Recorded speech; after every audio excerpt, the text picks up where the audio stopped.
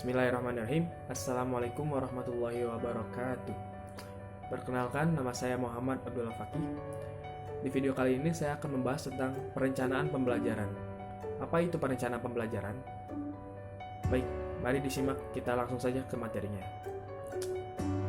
Rencana pelaksanaan pembelajaran atau disingkat menjadi RPP adalah rencana yang menggambarkan prosedur dan pengorganisasian pembelajaran untuk mencapai satu kompetensi dasar yang ditetapkan dalam standar isi dan telah dijabarkan dalam silabus. Lingkup rencana pembelajaran yang paling luas mencangkup satu kompetensi dasar yang terdiri atas satu atau beberapa indikator untuk satu kali pertemuan atau lebih. Yang kedua adalah landasan RPP.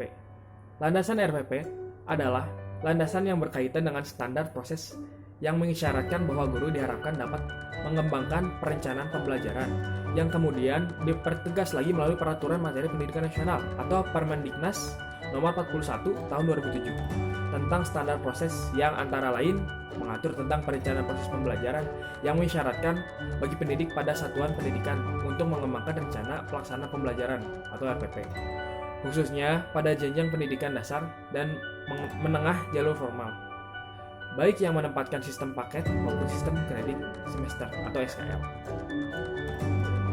Ya, selanjutnya ada fungsi RPP. Fungsi RPP dapat digunakan sebagai acuan dalam menyusun rencana pembelajaran sehingga dapat berfungsi sebagai acuan bagi guru untuk melaksanakan kegiatan pembelajaran agar lebih terarah dan berjalan efektif serta efisien. Selanjutnya, RPP juga mempunyai komponen-komponen yang sangat penting tentunya. Yang pertama ada identitas mata pelajaran.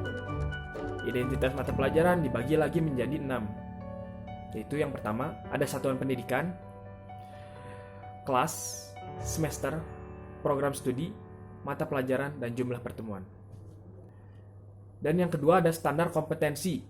Standar kompetensi merupakan kualifikasi kemampuan minimal peserta didik yang menggambarkan penguasaan pengetahuan, sikap, dan keterampilan yang diharapkan dicapai pada setiap kelas atau semester pada satu mata kuliah, mata pelajaran.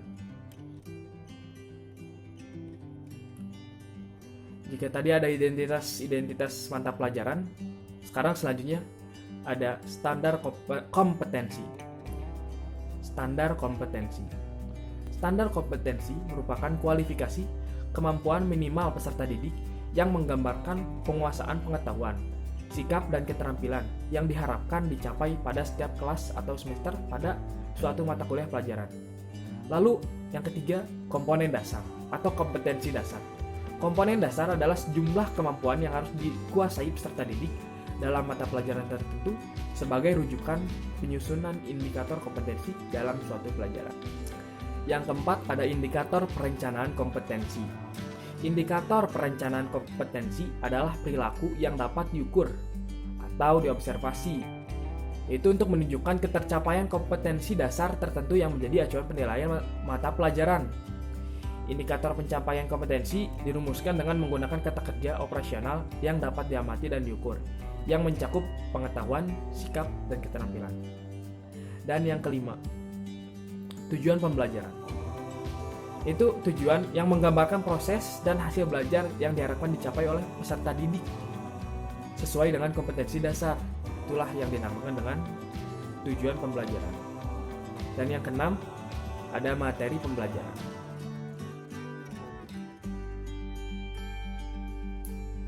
Baik, yang ketujuh ada alokasi waktu. Alokasi waktu di sini ditentukan sesuai dengan keperluan untuk mencapai kompetensi dasar dan bahan belajar. Yang kedelapan, metode pembelajaran. Metode ini digunakan oleh guru untuk mewujudkan suasana belajar dan proses pembelajaran agar peserta didik mencapai kompetensi dasar.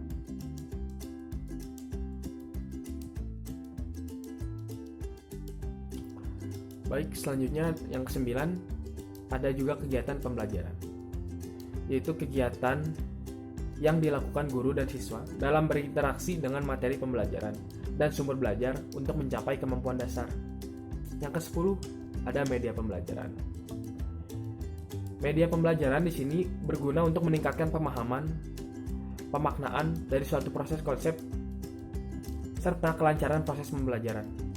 Yang ke-11 ada penilaian hasil belajar dan tindak lanjut. Jadi di sini kita ditugaskan untuk menuliskan instrumen dan prosedur yang digunakan untuk menilai pencapaian belajar siswa. Dan yang ke-12 itu penentuan sumber belajar. Baiklah, selanjutnya ada tentang langkah-langkah penyusunan rencana pembelajaran.